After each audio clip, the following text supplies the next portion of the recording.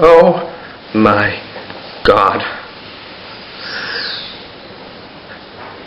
This film is just diabolical. Made by the most sick and twisted minds ever. It was so terrible it was actually responsible for the downing of TWA Flight 800. Forget Samara Morgan. This is what you really need to be afraid of. But, despite the American government's warnings, I've got to push on. I started these reviews, and now I'm going to finish them. After you finish ripping out your eardrums, one of the sharks from the earlier film goes to talk with the rapping shark who is Mr. Ice. The shark tells him about the bathysphere descending down to the wreck of the Titanic.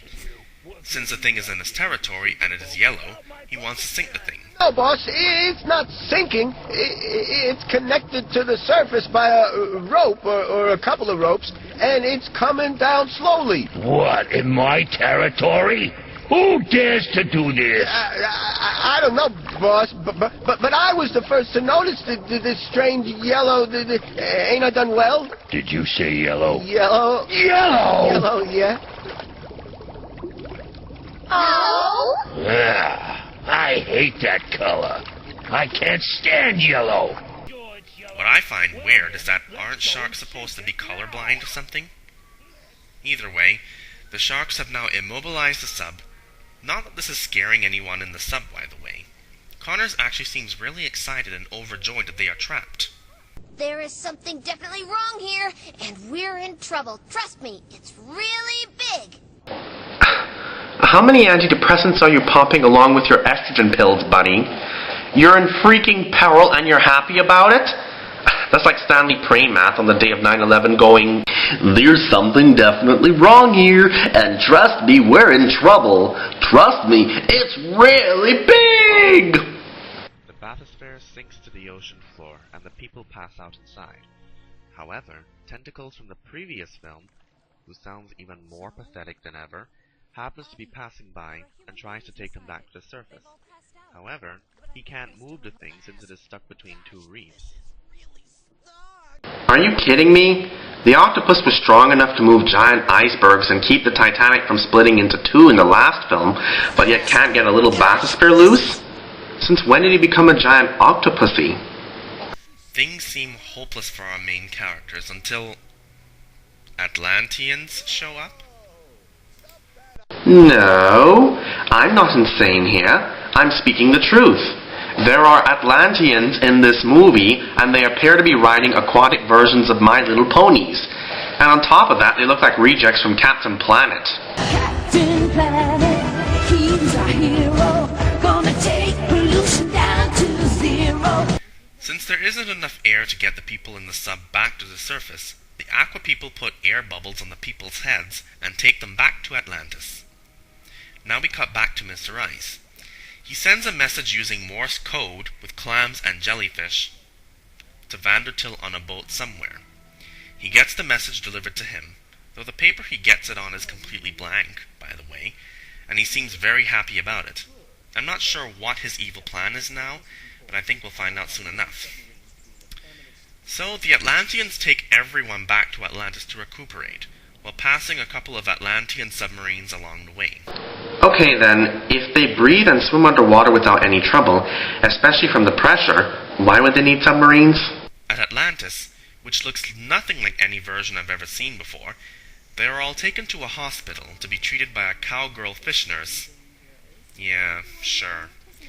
Italian animators have some really weird fetishes, it seems. Then a red dolphin killer whale thingy is talking to a white fish toy thingy attached to a spring, which, if you think about it, kind of looks like Flounder, and a rock creature with a face about new arrivals. Okay, seriously, what drug were the filmmakers taking? And actually, how many were they taking? The white springfish says that they should throw a party in celebration for them, and immediately I began thinking about that rapping dog. Maybe he's a creature from Atlantis who escaped. Stop it if you're breathing. Fishes here to stand for reason, because instead of being a hero, you might become a zero. Please do not let that dog show up. Please do not let that dog show up. The Atlanteans are now planning to trick the group into drinking the elixir of life, making them immortal. With them being immortal, they cannot leave the city, which prevents them from telling other people about the existence of Atlantis.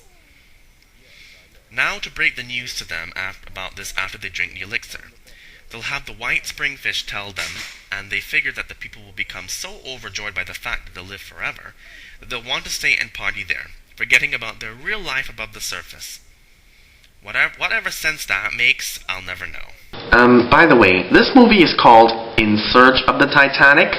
Has anyone been noticing that we haven't been focusing or even talking about that ship for most of the film? I thought I should point that out by now. We now cut back to our group who are with the cowgirl nurse and an Atlantean that looks like Captain Planet. Captain Planet, he's our hero. Gonna take pollution down to zero. They are talking things over about the situation that is happening with them at Atlantis, when the cowgirl nurse offers them the elixir, not telling them what it is, mind you. Elizabeth and Smile are initially hesitant to drink the green liquid, but Juan, being the complete jerk-ass he is, dismisses his concerns and says that everyone should drink it because it's a pretty color. Of course. Keep calm. If they wanted to harm us, they wouldn't have saved us. And this elixir is such a pretty color. Come on, drink. Yes, he actually says that and they drink it all. Logic? These complete idiots have no want for logic. Do you have any idea how many kids have died, Juan, because of drinking liquids that are pretty colors? I feel sorry for any children you and Elizabeth may have in the future. So after that incredibly moronic move, they all go on a sightseeing tour of Atlantis, and we are treated to some extremely bad animation and even worse voice acting in this non-awe-inspiring city. They then go to meet the springfish, who is somehow now the ambassador of the city, to hear about the situation they are in. Oh, and the group also runs into a bunch of living, talking toys that belong to the springfish. According to him, every single thing has a life essence and can come to life. I so wish I was watching Toy Story right about now. So they meet with the white ambassador springfish, who informs them that they are now official citizens of Atlantis, and only the mice and dog find this statement suspicious. You know, I would be asking questions about what he meant by that, but nope. Juan and Elizabeth are rather quiet about the whole situation. Since they don't answer, Fishy Boy here gives them an official welcoming with his toys that he has prepared. Let's see what it is. Welcome to Atlantis, where everything's a dream. It's a special place. We have a king and have a queen. Here is a surprise. You can thank your lucky stars that have saved your lives. It's true. We have everything from summer through to spring. Everything is free, as you can plainly see. The toys and fish are real. No, nothing here is fake. I will say without mistake. Atlantis is the only place where you always stay awake. The water is fresh, you can swim around at the fish hotel. It's a real cool sound. Coming to my shelter doesn't cost her a dime. Every single day, it's always party time. Bubble, bubble, darling, trouble don't mean a thing. We can surf all day while the dolphins sing. Coming to my shelter doesn't cost her a dime. Every single day, it's always party time. It's fun and games here in Atlantis. And you never, never get tired of anything. So, here we go again. The water is fresh, you can swim around at the fish hotel. It's a real cool sound. Coming to my shelter doesn't cost her a dime. Every single day, it's always party time. Look how much fun everyone is having! Oh!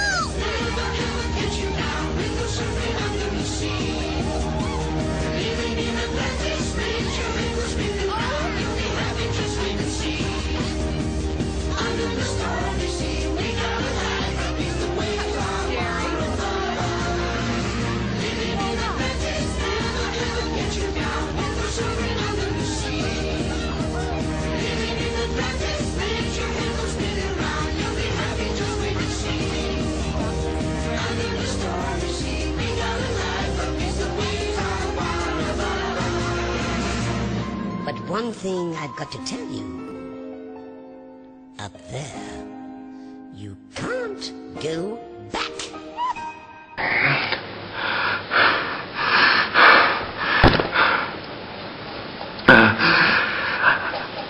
At that moment, I knew I was in for some trouble. I knew what was coming next.